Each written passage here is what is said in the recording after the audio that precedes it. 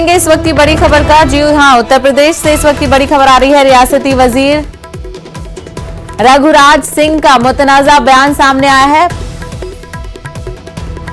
उन्होंने कहा, भगवान ने मौका दिया तो मुल्क के तमाम मदरसे बंद कर दूंगा। मदरसे से दहशतगर्दी के अड्डे बनते हैं, मदरसों में दहशतगर्दों को ट्रेनिंग दी जाती है।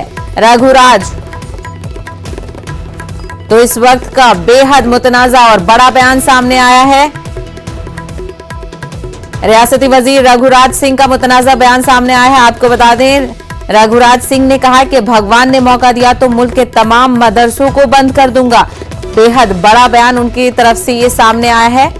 उनका कहना है कि मदरसों से दहशतगर्दी की तरबियत दी जाती है और मदरसे दहशतगर्दी के अड्डे हैं।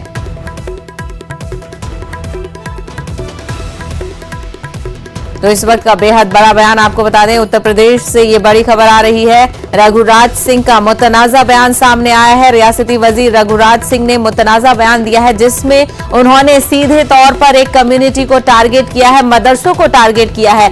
उन्होंने कहा कि भगवान ने मौका दिया तो